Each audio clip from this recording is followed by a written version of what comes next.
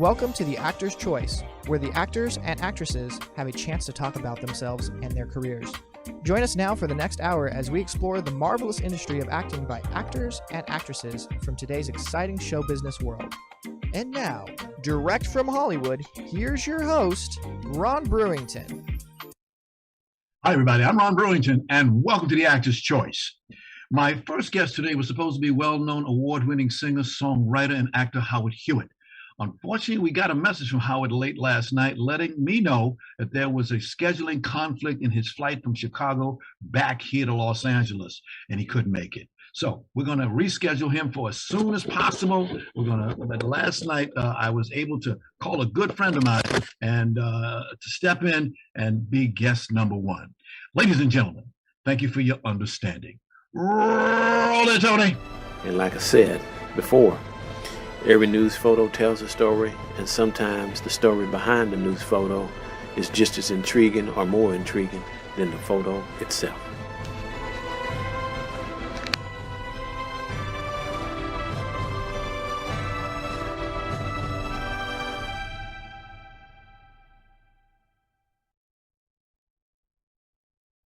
Ladies and gentlemen, please welcome. He is a photojournalist. He's an actor, a stuntman. Please welcome Haywood Galbreath. Greetings, Haywood, and welcome to The Actor's Choice. You've been a guest on here before. Good morning. Yeah. Should say good afternoon. Well, it's still morning. Still morning here. Please, first of all, thank you very, very much, sir, for being here today. We got a lot of information, so let's get into it. Tell us where your hometown is from originally. My hometown is Mayfield, Kentucky, which is Mayfield, Kentucky. Mayfield, Kentucky. Wow. Now, what bigger city is that? Did you say what city is bigger? What? Okay, is it bigger than some other city? No. It's what you would say is a little drop in the bucket. Okay. I think the population still is 10,000 people. Wow. Actually, it's 9,999 until I get back. Okay. Tell us a little bit about your background, where you came from. You told us that. And what did you do with yourself as you was coming up? As I was coming up, at 10 years old, I decided I wanted to go to Hollywood, be an actor, stuntman. And, and as far as becoming a photojournalist, I was watching a news program one evening and I saw this this segment about African-American men not being with their family. Mm-hmm. And when I went off, I just kind of sat there and stared at the television. I said, that's not true. That's not accurate. Mm-hmm. And I will go to my grave saying, I heard the voice of God say, you see what you just saw? This is the medium that will be used in the years to come for people to determine what they think about people. So at that very moment, I decided I wanted to become a photojournalist and tell my people's history accurately as well as everybody else's. So it started right there, and I never wavered from that, even though where I grew up, when I first started life, segregation was still going on, and it was the type of town in the South that Black people had their part to play, and it really was being subservient, not really owning businesses, but working for Caucasian people. And, you were told that you grow up, you graduate, you can either go to work for a wealthy white family or you can get a job working in a white-owned business, but that wasn't for me. And so I persevered. And when I told people, when they asked me my dreams, and I told them, they're like, well, if you do right, you can go to work for us when you graduate. And I'm like, that's not going to happen. And so I kept going. And the thing that let me know that I could become a photojournalist was my mama took a subscription to Ebony and Jet magazine. And a Jet magazine came in one day, and I was looking through it, and I saw Garden Park sitting on a camera boom. And I read what it said about the first Black producer, the first Black to work for Life magazine and to do this. And I looked at myself and I looked at that picture and I said, he's Black, I'm Black, I can do this. So no matter what anybody said from that point on, I had blinders on. I was going to do it. And I was blessed by God to do it. It was a long journey from Mayfield, Kentucky to Hollywood, California. As a matter of fact, one of my mantras is, from the middle of nowhere to the middle of somewhere. Come on. And so, walking up and down a railroad track, living on my grandmother's farm, dreaming this dream, and the Great Spirit worked it out. Okay. As a photo, as they call it, talk about some of your early assignments when you first got into the business. When I first got into the business, I was a technician at WSVN 7 in Miami doing sound. And I did that for a year, had a lot of different assignments. I met presidents, I met famous Hollywood celebrities. You know, I took some pictures with them. They were very kind. One of the main reporters at the station was very encouraging about my career. And what I started doing is I started taking my camera with me on all of our assignments. And I would take pictures on the assignments, and I would call the local newspapers, and the local newspaper, nah, we got it. We don't worry about it. Then one day, they caught the most famous drug dealer, marijuana drug dealer. She was on the FBI's top 10 list. Little bitty old lady, about this big. She was about this big, this petite little lady. You look at her, you wouldn't believe it. Her and her sons were running a major drug dealing ring in South Florida, marijuana. And it was federal charges. So they walked her into the federal court for the media to take videotape of her walking in. And I had my camera, and I was like the only still photographer there that day. So I took some shots, and I called the paper, the Miami Herald, as a matter of fact, and told them what I had. And they said, bring it in. And I brought it in, and they used it. And it went to UPI, and it went all around the world. And the most interesting thing about that was not only did the Miami Herald use it, the Los Angeles, not the Los Angeles, but the Fort Lauderdale Sun Sentinel used it. And from that point on, when I would call the paper, they would say, what you got for us today? And so I started going out, I was listening to the scanner. So my first assignments, because the newspapers have their own photographers, so they do the general assignments. So all I could do was sell spot news. So I covered a lot of spot news, and those were my first assignments. And then when I came to Los Angeles, I went to work for the Los Angeles Sentinel, which is the largest Black-owned newspaper west of the Mississippi. And so my first assignments there, my very first assignment was covering somebody who I admired, who was an influence for me to move forward and also push for my career, Mayor Tom Bradley. I had seen him all those years, and I said, I'm going to meet him one day. I'm going to do good enough in life. I'm going to make it to Hollywood. I'm going to make it to LA, and I'm going to meet Tom Bradley. So my very first assignment for the Los Angeles Sentinel was to go to City Hall, go up to the top, and cover an event with Mayor Tom Bradley. And him and I became acquaintances. And when I started my business, he even wrote a letter for me. Very nice, very nice. Later down the line, the guy by the name of Orenthal James Simpson. I heard of that guy. Yes. I heard of him. You were there at the trial, were you not? I was at the trial. Tell us about it. That was another big fight. You know, my thing has always been for the Black press to have equal access covering news events. And it is still a fight this day to get into major news events to cover them, even news events that involve Black people and other people of color. It is a fight for the Black press to get in. So when that situation came up, I had fought to get into the Denny trial, and they said I was too late in trying to get credentials, but the judge did let me in one day after I sent the judge in the trial a 3-day letter, not a 3-day letter, but a 3-page letter laying out how the system was racist against the Black press. And so he sent me back a letter. People said, you know, he's not even going to read that. You're just talking about him so bad. I said, oh, yeah, he'll read it. So he sent me back a letter. He said, I'm going to let you come in for one day. So when I came in the courtroom, I was like the only Black photographer in there, and somebody pointed out, like, there he is right there. So the judge said, Mr. Galbreath. I like, yes, sir. You say we're racist? I like, oh, so he put me on the spot. Okay. Yes, sir. Yes, y'all are. It's like, I'm not going to back down now. He said, oh, okay. Well, I let you in here. Yeah, you did. But this is just one day. And it's not the whole trial. So when the O.J. Simpson matter came up, I got right on it. And I had to fight with the major Caucasian news organizations. They didn't want us to participate. As a matter of fact, they told me, And what was so interesting, I had been shooting for each one of the news organizations that were going to be part of the pool. And they always said, your work is great, your work is good. And they kept calling me back. So when we applied to be a part of the pool, all of them looked at me and said, we don't think you have what it takes to shoot. I'm like, wait a minute, but I shot for y'all. Yeah, but that's different. I like, okay. So we went back and forth, and finally, Judge Ito was the one who said, okay, since they don't want to let the Black press participate, I'm going to give the Black press a spot of their own.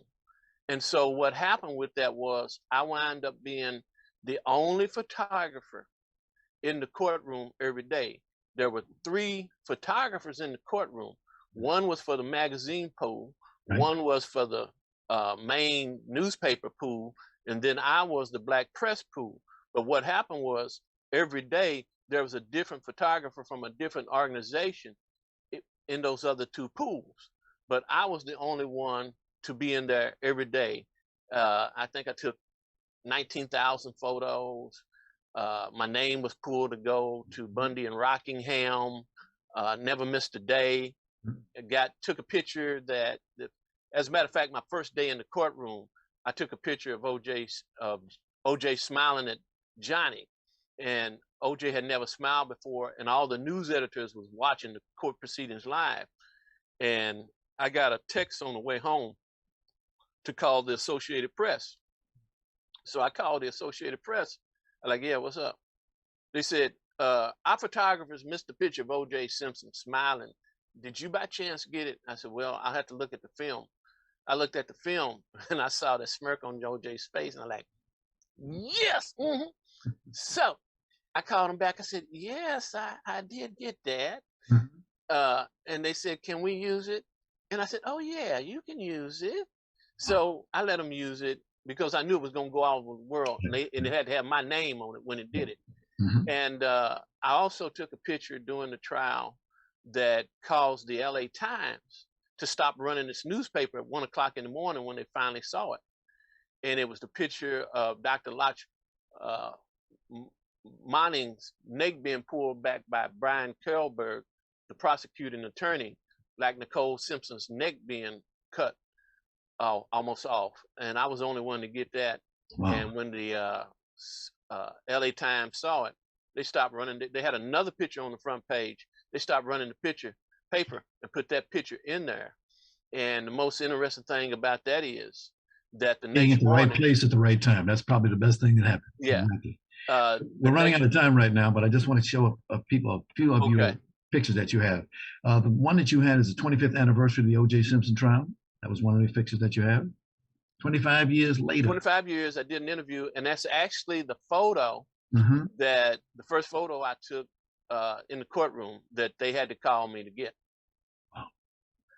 Next one is some pictures of you being around a whole bunch of presidents. Yes. As a Black journalist working for Black news organizations, I've been fortunate enough to be with 5 presidents of the United States and photographer for a day with 3 of them. Wow. Next one is you covering the your first U.S. debate between was it Trump and Biden? Yeah, that was an interesting thing right there. Okay.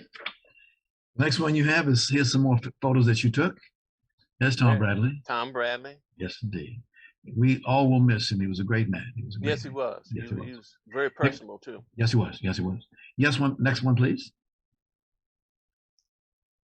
I'm very proud of that picture. Yes, tell us about it real quick. As Diane Carroll, yes. Growing up as a little boy, I remember her show.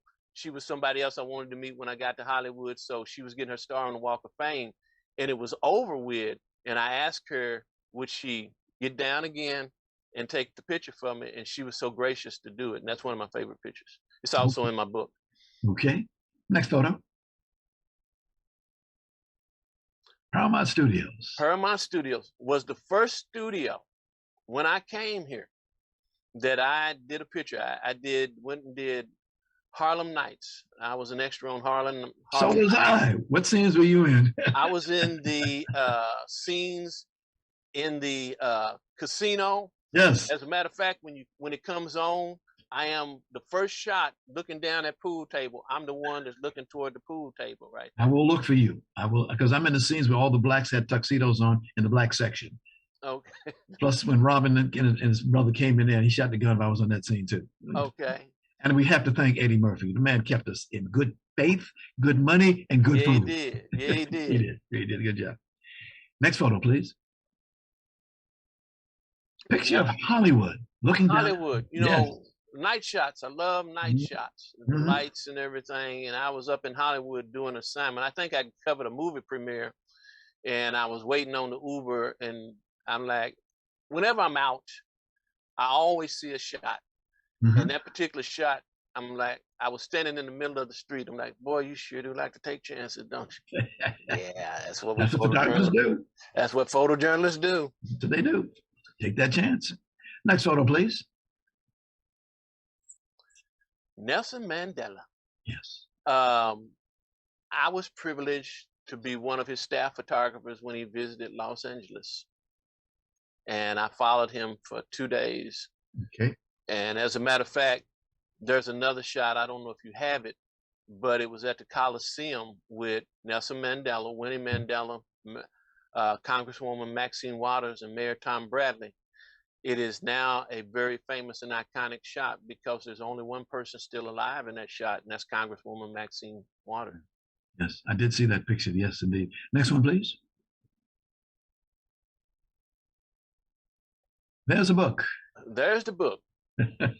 Through the Lens, History and Moments Captured. Yes. How can we get one?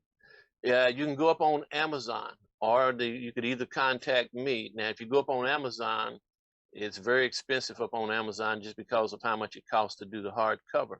But if you contact me, I can get a little bit cheaper and work it out for you, because one of the reasons I did the book was to raise money for my nonprofit to teach young kids of color photojournalism and photography. Okay. Hey, we want to thank you once again for being our guest today. Continued success, sir, and blessings in the coming year. And thank you. Be well. Ladies and gentlemen, Haywood Galbreath. Thank you. Everybody have a good holiday. Indeed. This is the Actor's Choice. I'm your host, Ron Brewington. Ladies and gentlemen, the public is invited to a reading of Levi Lee Simon's gentrified metaphor of the drums. Now, the reading is set in contemporary Harlem, USA, where two people, one a male, long-life African-American resident of Harlem, who meets a white female resident of the New Harlem. The reading takes you to the journey of the past, present, and future, and it's filled with the drama, comedy, the absurd, and magic.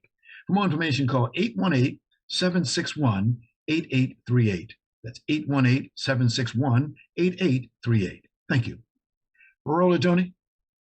Watching the TV show I was on as a kid, Picket Fences, but now, as an adult, pilot episode. Wow, this is an incredible way to start off a series. It's an hour and a half long, which is pretty long, so it does play like a movie, but I have to say it's totally worth it. The opening scene where we actually find out the Tin Man is murdered is actually a play on the original Wizard of Oz. The original character of the Tin Woodsman, later changed to the Tin Man, was supposed to be played by Buddy Ebsen, who played Jed Clampett on Beverly Hillbillies. He ended up being allergic to the makeup so much so that it almost killed him, so they had to replace him with a different actor, which is what the cold open. Watching the TV show. Ladies and gentlemen, my next guest today is considered by many to be an outstanding and very talented actor. During this gentleman's career, he has amassed, you ready for this, 152 actor credits. I say it again, 152 credits. Ladies and gentlemen, please welcome Adam Wylie. Well, hi, thanks for having me. Oh, my pleasure. Welcome to the Actor's Choice. Thank you. I appreciate being here. When I saw that 152 actor credits, it's crazy, isn't it? Oh, all I could think about was the auditions that you had to go through. Oh, that's probably in like the tens of thousands. I'm not gonna lie, of a lot of auditions and a lot of no. But hey, 152 of them came through, so that's good. Wow, you have an impressive collection of work. Agree? Thank you. I appreciate that. You betcha. Now, those of us that don't know where you're from, where were you born, where were you raised at? Well, I was born in San Dimas, California. I was raised in the Inland Empire in Claremont, California, mostly, and Upland and Rancho Cucamonga. And I'm still in California. I moved to New York to do some shows out there and moved immediately back to California because it is my home. And so I am a fifth generation Californian, which is pretty awesome. Let me get this out of the way quick so nobody, because people might not believe Sure. it. Who is your favorite actor? Tom Hanks. Thank you. I knew he was going to say that. Thank you. Thank you. Why Tom Hanks? His work for me is not only some of the most grounded work, but he has proven to be one of the most versatile actors that I would love to base a career off of. And everything he does is so grounded and so truthful. He finds the truth in everything, even when in Big, when he's playing a child in a grown man's body. It wasn't cartoony. It was grounded. It was truthful. It was scared. It was naive. And he's amazing. Now that you've told us that, what made you get into acting and what keeps you in acting? Well, I got into acting by accident. I come from a big family, but not like a super huge family. I'm the youngest of 5 kids, and one of my older brothers was starting to act and do some plays around town, and he was gone a lot, and I wondered why he was gone a lot. So I asked my mom, "Hey, he's gone all the time. Why?" She's like, "Oh, he's acting." I'm like, "Oh, acting. That sounds fun. I want to do that." And she's like, "Okay, kid." So she presented me to his agents, and they were like, "Oh, redheaded kids are really in. Let's give him a shot." And I was like, "Awesome." And I went in my first audition, and I got the part, which is like unheard of. And I thought it was really fun. And to me, at the time, I thought it was easy. No. And Fooled you, didn't it? I just kept going. Yeah. I kept going, and I just grew to love performing more than anything else. Well, that movie you were talking about was 1990, and the name of the movie was Without Her Concert. Her concert. Consent. Without Her Consent. Yeah. Yeah, I remember that. Yes. It's funny because that was my first, I guess that's my first IMDb credit, but not my first acting job. Yes. My first acting job was a Fisher-Price commercial, and it was a print ad for those sports equipment. Like you see those basketball hoops that are like blue with the white backboard and the orange rim. Like those were the actual Fisher-Price like sports things that we were all advertising. It was me and like 10 other kids, and it was so much fun. And we got paid 75 cents by the director each. And I was like, "Oh my gosh, I'm going to be rich." I thought 75 cents was a lot of money. So we went and got ice cream. It was pretty awesome. You know what the median income is for actors, of course, on Screen Actors Guild? $1. A little bit more. Okay. Annual, it's about $5,000, somewhere in there. Oh, well, still totally enough to live on. Oh, yeah. Totally enough. That's what I love about actors. I love it, make it work. Roles that you like to do. You've done a lot of them. I noticed that in my running, you had out of that number that you had, you did, let's see, 80 TV series and 12 TV movies. You did a lot of TV series. Yeah, I have. That's pretty crazy to me. I didn't even know that number. I just do the things. 80 out of 152. Not bad. Yeah, that's crazy. Yeah. Wow. It's half. Well, a little more than half, but yeah. Here's a good one for you. Roles that you'd like to do, but you haven't done it yet. Which one? You've done so many. Well, I would like to play some kind of athlete. I haven't done a lot of athletic movies. Yeah.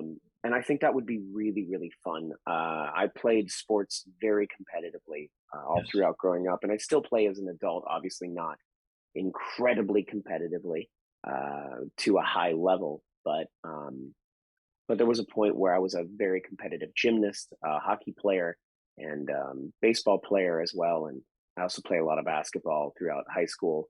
I would love to do any one of those in a movie. I think that would be so much fun to do a sports movie. I would also love to do a movie musical.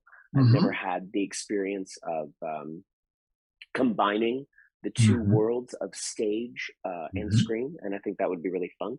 And also, I've been a professional magician for 16 Yes. years, and I Yeah. would love to do to actually play a magician, because I never really have.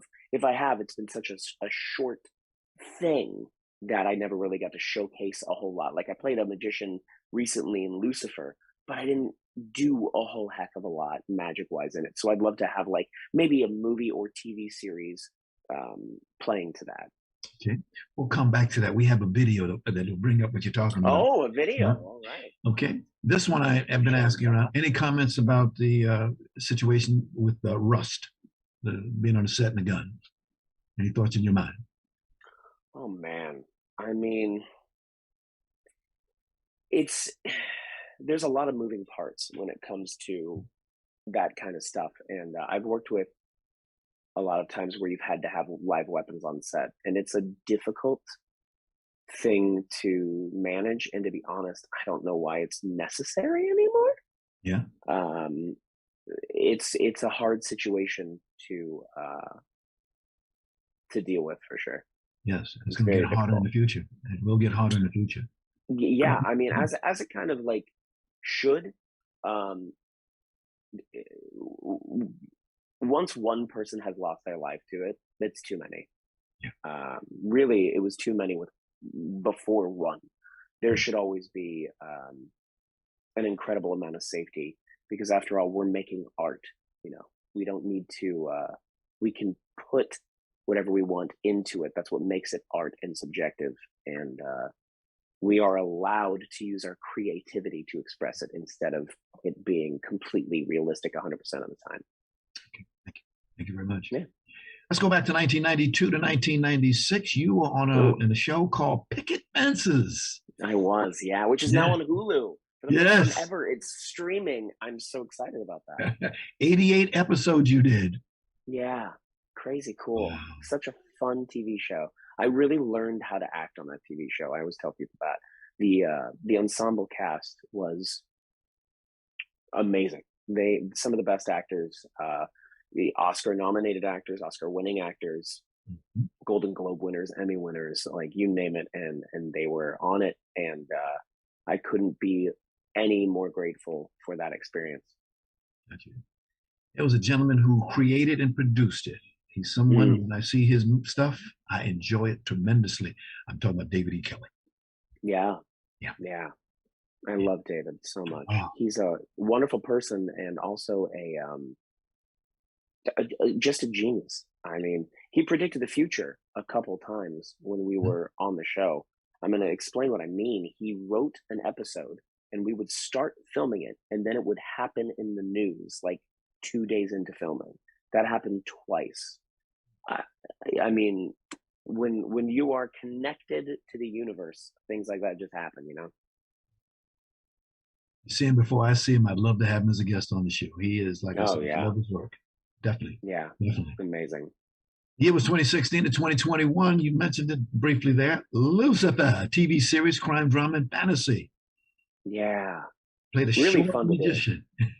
I did, which is on point. It's very on point.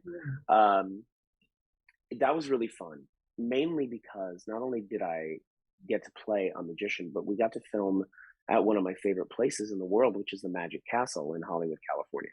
Yes. So that really was awesome. It was in the height of COVID. It was October of 2020 that we filmed. I hadn't been to the Magic Castle in over a year at that point, and it was like coming home. They were very safe in the way we filmed. I felt incredibly safe on the set, and everyone was wonderful. And I still keep in contact with some of the other cast members that were on that episode.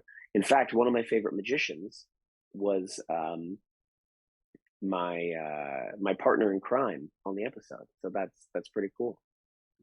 We got a short clip. Roll it, Tony. Things I've actually heard while performing magic. Can you float? No, but they can. Go ahead and name any card that you see. 8 of spades. We'll use that one. I'm going to take your card and bury it inside the deck. I want you to concentrate on your card, and as you do, it's going to seem like it just starts to come out of the deck. Now watch carefully as your card seems to impossibly fly out of the deck and float all the way back to my other hand, which is, of course, your card, the 8 of spades. Well, that's not what I asked for. Things. Beautiful. Magician. It's a magic. Magic. We got just a few more minutes, but we want to talk about a current project that you're doing right now called Singing Revolution. Yes, I'm super excited about it. It's Singing Revolution, the musical. As you can see, that is my partners in crime there, Peter and Anthony, and we play the dictators. We play Joseph Stalin, which is what I'm playing, and Vladimir Lenin, which is Anthony on the far end there. And then in the middle was Peter, and Peter is playing Mikhail Gorbachev. Those are our 2 leads, Bella and James, and they are incredible. They're so good in the show. Like, I gotta tell you, we just worked through Act 1 and Act 2 and slowly putting the show together, and it's coming together so wonderfully. And so it's a beautiful story and such an important message that I think the public needs to hear. Where is it? When can we see it? Well, it's going to be at the Broadwater Theater in Hollywood, California. It's going to open January 15th. And if you want tickets or any information, you can go to singingrevolutionthemusical.com and read all about the history of Estonia and Estonian people and why the Singing Revolution, and that it was an actual thing that happened. It's pretty moving and powerful. Okay. Now, you had that role once before, didn't you? Which one? Oh, was it the young man, the gentleman from the Soviet Union? Oh, no. It was a breakout for you. I've never played anybody from the Soviet Union, but I do play 2 characters in this show. I play James, who plays our leading man, Tavi, play his father, and I also play Joseph Stalin, who is not only a dictator, but the comic relief of the show, which that's obvious, right? Shouldn't the dictator be the comic relief? Yes. So that's a lot of fun. You like theater, obviously. You love theater. I love it. Yeah. I started in theater. Yeah. Gotcha. That's what got me my start. Gotcha. Again, can you tell us the dates of the run and where it's going to be at? I can get tickets. Yes, please. Absolutely. So we're going to be at the Broadwater Theater in Los Angeles, California, which is on Santa Monica Boulevard near Vine Street. I love that whole complex. Really, really great theater complex. It's Singing Revolution, the musical. You can go to singingrevolutionthemusical.com.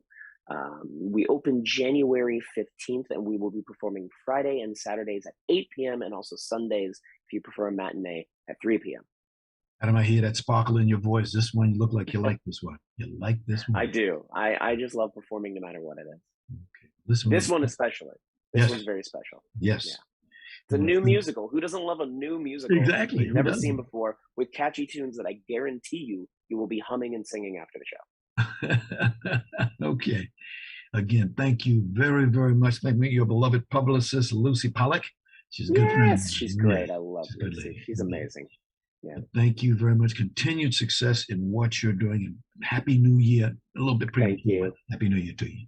And Happy New Year to you as well. Ladies and gentlemen, Adam Wylie. Okay. My next guest today will tell you about Style Emergency. Now, you can learn from this lady a lot. She definitely knows her business. She's been around for a long time. Been around a lot of famous people too, like Lauren Ashley Smith, Laura Stinson, Michael Michelle Harris. Ladies and gentlemen, please welcome designer and owner of a style agency, Shelly Bradley. Hi, Shelly. Hi, how are you? Fine. Greetings and welcome to the Actor's Choice. Thank you. Up front, define style emergency, please. Style emergency. Oh, so I feel like in the styling world, it's always an emergency. So it's very plain and simple. What you hear is what it is. It's always an emergency. So because I'm a stylist and it's always an emergency, I just joined the two together and married style emergency. That's it. Okay. So what made you get into the fashion and design business in the first place? As a small child, that's all I've ever wanted to do is just be in fashion, and my love is design. I used to make doll clothes from socks from my Barbie doll, from my old socks. So from just that day on, I don't know, I was maybe 5, 6, little girl, and fashion has been my thing. So I built my career up in styling and Okay. also in costuming on TV and film. We got a few to show before you leave today. Okay. Where are you from originally? I am from Gary, Indiana, born and raised. Oh yes, great city. A lot of what the Jacksons came out of there. A lot of people came out of Yes. there. And me, I came out Right, I of was gonna say, and Shelly Bradley, and Shelly Bradley. Don't forget you. Homie, don't play that. Oh yeah, great city, great city. Now you have a twin sister. I understand. I do, yes. Yeah, we have a picture of her and you.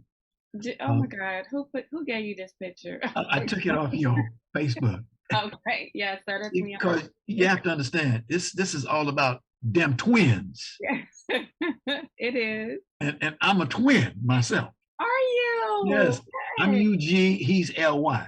Okay. Did you get that? No. Let me say it again. I'm UG, he's LY.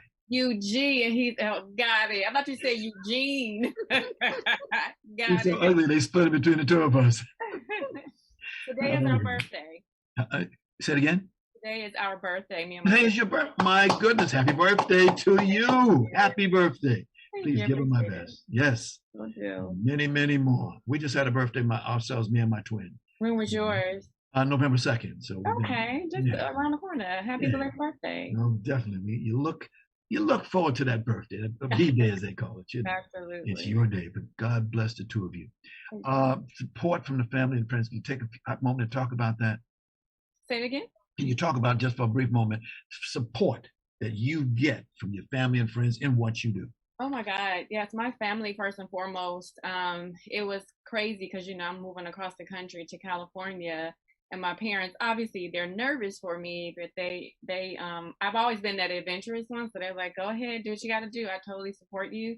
So between them, my siblings, like everyone has always been very supportive of me. No matter what my craziest dreams are, they are always there, literally no matter what.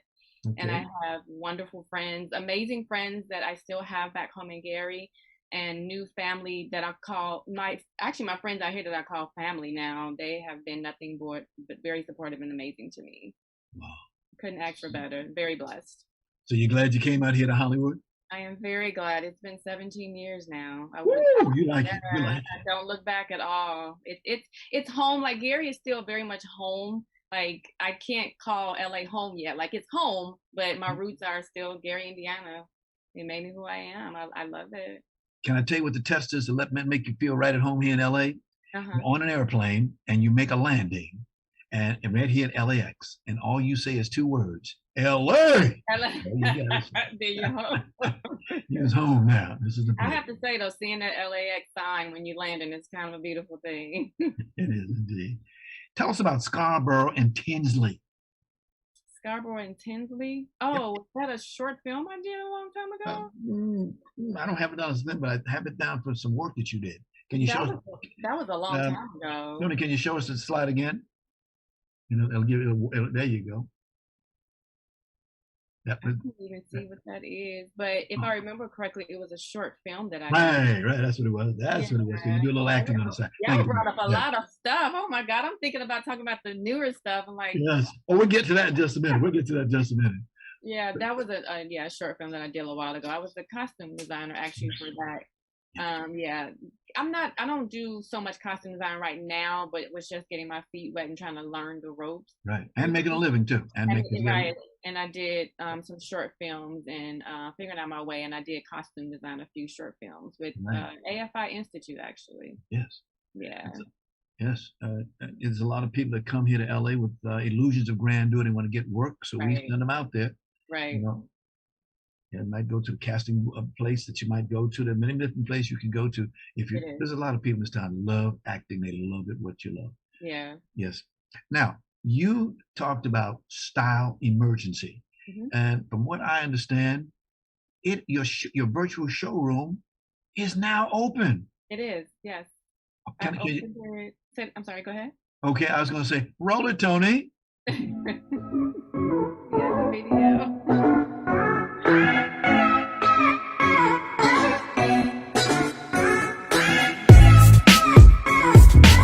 Hi, my name is Shelly Bradley, and welcome to my company, Style Emergency. Let's have some fun. My company came about when I felt like there was a need for just pickup and delivery for clothing. Like there was everything for food or even alcohol now. There's nothing for clothing. With that, Style Emergency became personal shopping, it's personal styling, it's a showroom where I rent out clothing for the entertainment industry. And it's also a pickup and delivery service because let's be honest, we don't all feel like going in the store and trying on clothes. So if you can just order online and someone pick it up for you, I think we'd all be in heaven. So I hope to see you soon. I hope what you heard about Style Emergency made you feel alive and want to come to see me. Whether it's virtual, in person, come on in, come see me. Let's talk about it. Let's have some fun.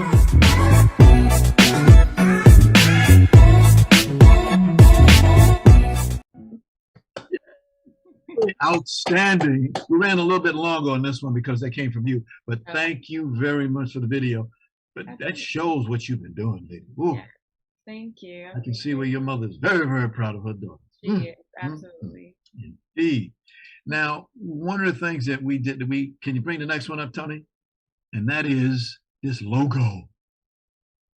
Now, that's not my company. That's me. I work with someone else. That's not mine. That's not your company. Okay. That's not mine. Okay. But Well, that's the styling work that I do as well, though. It does the styling work that you do? It's still styling work, but it's not my company, though. Okay. Okay, good enough. We were thinking that we could show that one off to people, let them see some of the work that you have done. You work with a lot of people, both famous and non-famous. Is that correct? I do, yes. How do you get clients? Actually, what has helped me so far is when I work on TV and film. So the TV shows that I work on, I get very close to some of my the actors that I work with, and some of them do become my clients. So that's how I've got some of them, and some are actually friends from back in high school who see the work that I'm doing now. And then actually others are just referrals. Like I'm starting to get a lot of referrals now from people that they're seeing what I do, and so they refer people to me. So it's been a whirlwind, but it's been very good. It's all happening now, and it's good to see it actually happening. Referrals are what we call WOM. That's word of mouth. Right, exactly. Oh, yeah. Exactly. Folks get out there and say, hey, look, check this lady out. Her name is Shelly Bradley. Check her out. She got something good. As we call it GOOD. She's got something good. Training. I want to get into business. I've seen you and I've seen other people in this business. I want to get it. What do I have to do? Oh, that's a loaded question. It's a lot of work. Me personally, how I started, I was looking, I don't know if it's any different now though, but I used to go on what is it called? Craigslist. And I would find jobs on Craigslist in like the gig section or crew section. And that's how I got a lot of my jobs with like the AFI Institute and just the short film. And also it was one actually pretty big film with Danny Glover that I found on Craigslist. So doing that work and free work, let me tell you, you do a lot of free work. And then once you get to know people and they see you more often, again, that word of mouth where they start telling people about you. As long as you're working hard and they see you're trying and you do very well, that word of mouth, they'll start to hear your name in the industry. They'll start to refer you. So that's how I get a lot of my gigs now is literally word of mouth. But that's how I started with the free gigs on Craigslist. So do the work and also assisting stylists. Because I did that in the beginning, just assist so you can get your foot in the door and understand the industry because it's a lot that you need to know. You have a website? I do. My website is styleemergency.studio. Okay. So just look it up because she got some good stuff up there. I do. Please look me up. Yes. Talking about work, what's a typical day like for you here in Hollywood? Oh, so I'm working on a show right now. So like this morning, I had to be here. I'm at work now, by the way, but we're on a break. But I got here at about 5:42 this morning, and we'll go to about, it could be 12 plus hours. It just depends on the day and what we're shooting. So it's just, I'm a set costumer. So what that means is I'm on set dealing with continuity, and I get the actors the dressing room set for the day, make sure they have everything they need. Anything we need to adjust on the clothing, whatever it is, that's what I do. And then I'm on set the rest of the day, like I said, making sure the continuity is correct. Okay. A day of styling is different, where I'm shopping all day, and then I do fittings, and yeah, it's long days, no matter what, 12 plus hours a day. Yeah. Shopping in Beverly Hills and other places? Yes, all over the place. So you have to love what you do, because it's a lot of work and a lot of hours, but I truly love it though. I see that you do. I see that you do. Definitely. I was thinking back to some time in this business, we've seen a lot of people in the business. Who are some of the people in this business that you admire, that you know and admire? Ooh, So as far as like stylists or designers? Designing. I'm sorry, in the designing. Yeah. As far as costume designers, I work with Ceci. Her name is Ceci. She's a great costume designer. She's done a lot of things from A Different World, Living Single. Like, she's amazing at what she does, and she's really amazing at period costumes. So I've learned under her, because period costume is not easy. So seeing her do it and how much she still loves it after all these years, I really commend her for that. So definitely her, because I've worked under her. But there's a lot of others. Off the top of my head, I can't even think of her name right now. That did, oh my God, Black Panther. I can't think of it right now. She did the movie Black Panther. Okay, let me ask you this. For a day for you, if you got your dresses and everything all set up, you bring it actually to the studio on the set? Say it again? Do you bring your material actually to the set, or where do the actors get this clothes from? So there's actual shoppers, designers, assistant designers that all do the shopping. Right. I've been a shopper before, but on this particular show now, I'm the set costumer, so I don't do all that. So that's where all the costumes come from. They either go to a costume house, or shop at stores, whatever makes sense for this certain character, that's where they come from. And they will bring it to set, and we'll go over the line, we call the line of clothing for that day. Yeah, make sure we have everything we need for that.